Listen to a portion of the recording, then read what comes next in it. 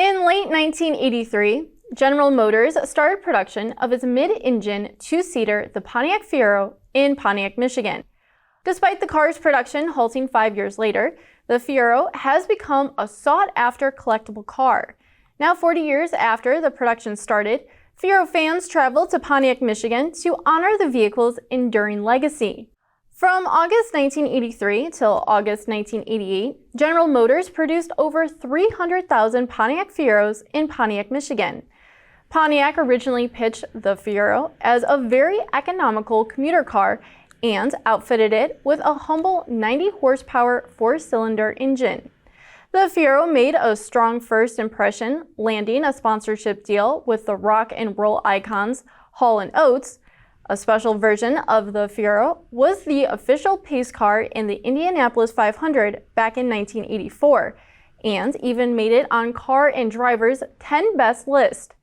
Co-organizer for the Fiero 40th anniversary celebration, Fred Bartelmeyer, says his love for the brand started as a young kid watching it develop through car magazines, which eventually led him to working on them as a job. I worked on the cars in the dealership when they were new, and it's just been something that has carried on with me through my adult life, and I really enjoy it. And I've gained a lot of friends nationwide over the car, and it's just been kind of a lifestyle.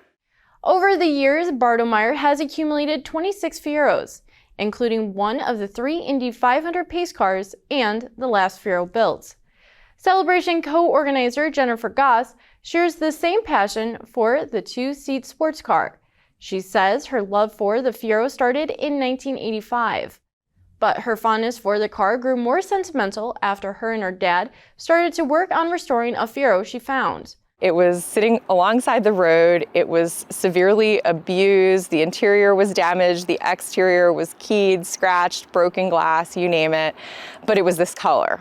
And I fell in love with it, bought it with my student loan check for $800 and brought it home. My dad and I spent my spring semester of my senior year of college building the car, fixing it up as best as I could afford to at the time.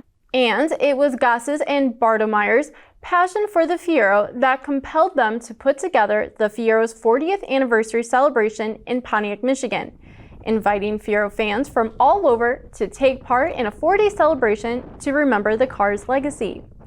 Among the many activities planned, to some the most memorable were seeing the people who assembled the Fiero reunite, along with the first and last Fiero made, and all 3 pace cars from the Indianapolis 500 back in 1984.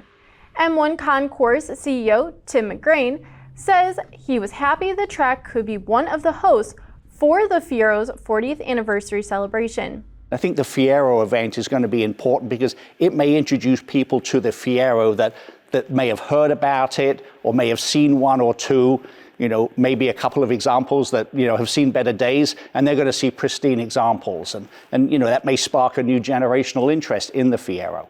Despite the Fiero's fame and success being short-lived, the swarm of people who showed up to celebrate the car's 40th anniversary proved it gained fans who would love it for a lifetime. And the Fiero community continues to welcome newcomers with open arms. And as a part of the Fiero's 40th anniversary celebration, the city of Pontiac, Michigan declared July 13th as Fiero Day, as a way to keep the car's legacy alive. Thanks for watching. For breaking news, stay with AutoNews.com. Have a great day.